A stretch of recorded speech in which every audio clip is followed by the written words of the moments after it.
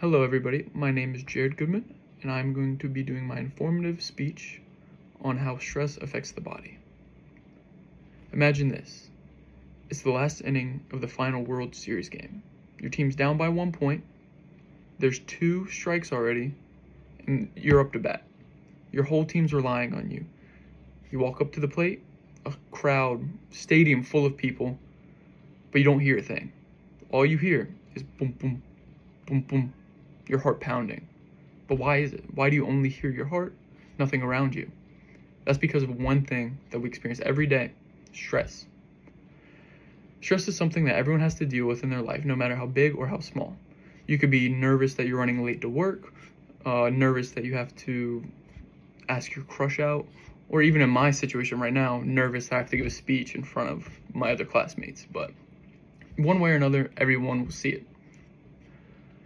In this topic today, I'm going to be talking about what stress is, just so everybody can have a firm understanding, and later on leading into other things like what is fight or flight, which is caused by stress, and then how stress can affect you in the short term and the long term. And although stress is unavoidable, understanding what it is will help us improve our lives just by recognizing the effects of it before it's too late. So what is stress?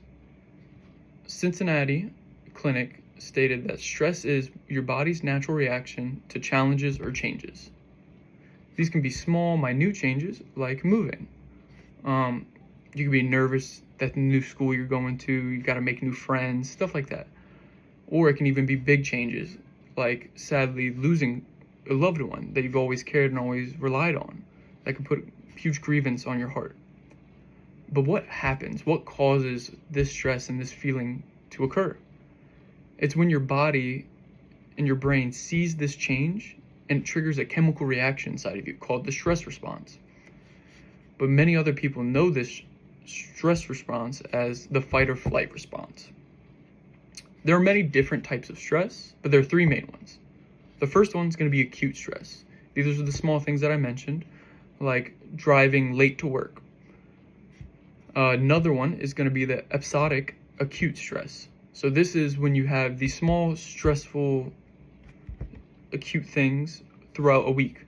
So say you're having a hard week at work, you have one small stress the first day, 2 small stressful things second day, stuff like that. It doesn't go on for too long, but a smaller interval.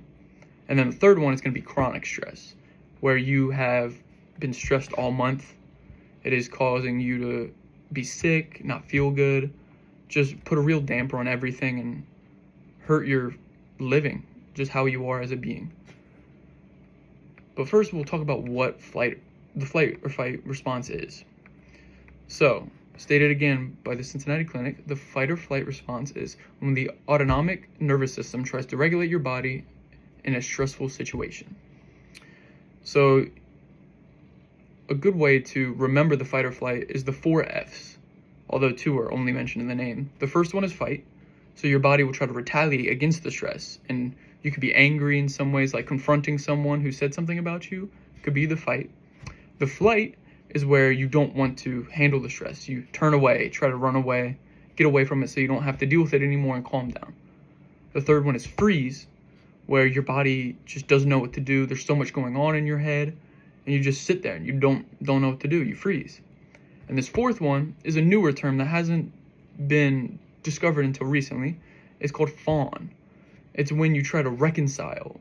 So say you were fighting with your parents, and you're super stressed out about what will happen, what are you going to do, so you try to reconcile with them in order to bring that threat to you and have an understanding with each other so that the stress will fade away as well. But along with this fight or flight response, there's also physical and mental changes. So some of the short-term changes that can happen are elevated heart rate, headaches, tunnel vision, faster breathing, muscle tension, stuff like that. So for the elevated heart rate, your body's just trying to get more blood pumping so your brain can think faster, your muscles can move quicker, just like how muscle tension, you tighten up because your body's getting ready for action, even though there may not be any. The tunnel vision. Some people may not experience it. Some people call it blacking out or redding out when you're like in a fight or something like that. Your vision gets super narrow so that you're focusing only on the target in front of you, the stress.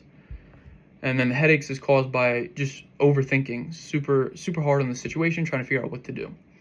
And those are a lot of the physical things. But emotionally, for the short term, you can get just sad, stuff like that.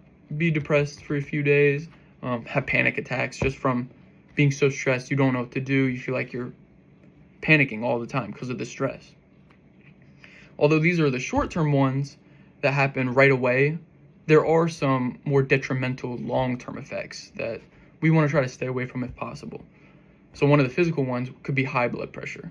If your body's in this constant state of being nervous and stressed all the time, your body's always going to be on edge, always going to be alert. And this can cause hypertension, which is high blood pressure as well.